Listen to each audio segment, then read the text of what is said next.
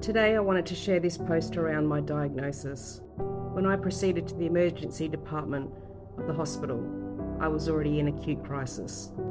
By this time, it was pretty much admit me, guard me, sedate me, and numb me.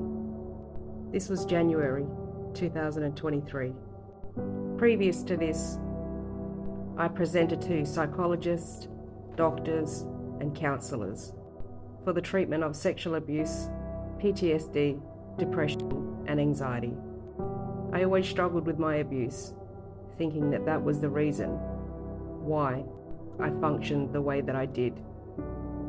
There was no clear definition or category of what type of mental health or what mental health I was dealing with.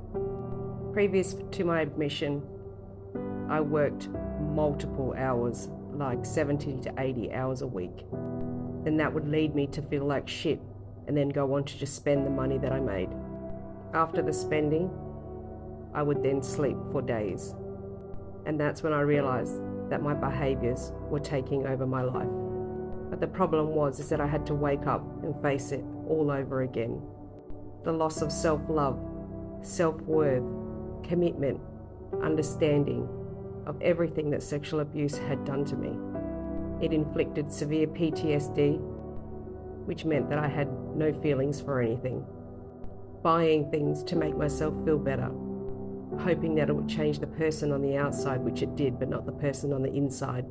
Throwing money away like tomorrow because I had no value. It had no value. Drinking on occasions to almost a binge-like effect, which would help me detach and deflect from reality.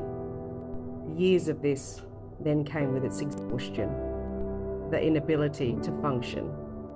By the time I did admit myself to hospital, I was in a psychotic state. I was suicidal, and my tendencies were growing. The tendencies came at me like a tunnel, a vortex, which included 0 factor to live and 10 for death. The psychosis was pulling me into a hard vortex, one that I didn't believe I could come out from.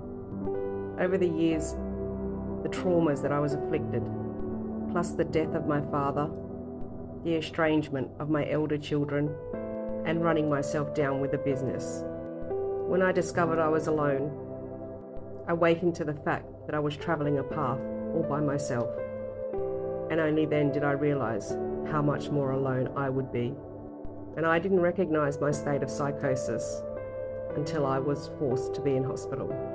And only then did I see how much my life and my brain was mush. I didn't get any better in hospital until around about day 16, when I became adapted to the new medication.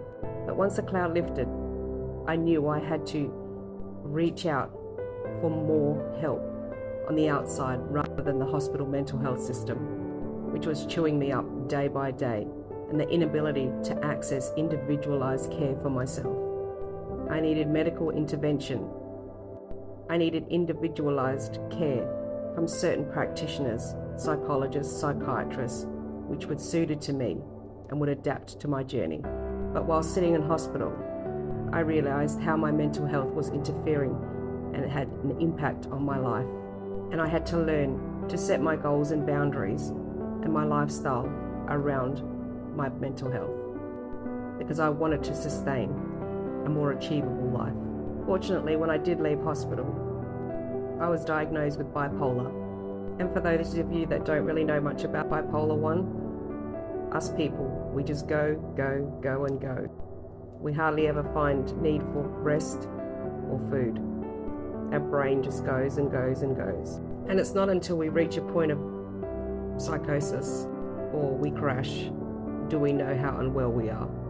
And we don't function like others because of our brain. I can't just do one job. I can do 60 hours a week, have crafts on the side, make 300 earrings, go on to do cups, so much more textile crafts and arts.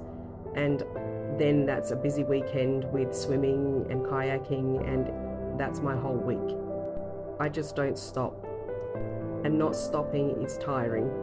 And when we crash, We crashed because we were so heightened for so many days. And no one around us understands our crash mode because they're used to us being so full on and active. My diagnosis was life-changing. As I know now, I can pinpoint all of my behaviours. When my brain needs to rest, I do so. I educated myself around my mental health and my ability and my inability to do things that I can and can't, because I don't want to go back to hospital. But on the upside, I have a stringent treatment plan. I go to psychology fortnightly. I read. I educate myself around bipolar and mental health. I'm medicated in the morning and I'm medicated at night. And I attend psychiatry every 3 months. This is also very exhausting, but it's the upside of my treatment. It enables me to live a better quality of life. I'm not the same person that I was when I had my breakdown. I've changed. But I will say, the diagnosis has taught me a lot about myself and my body, and my hospital stay has taught me also the things that I don't want to do again, and that's one of them is going back to hospital. I spent almost a month in hospital, but on the upside, being taken away from everything and having everything taken out of your hands, I had time to sit and understand myself, understand what I did and what I didn't do. For me, it was life-changing. And I realised the loss of friends, relationships, jobs and financial burden that this disability had caused upon my life was better acknowledging rather than burning myself out and bridges with everybody around me.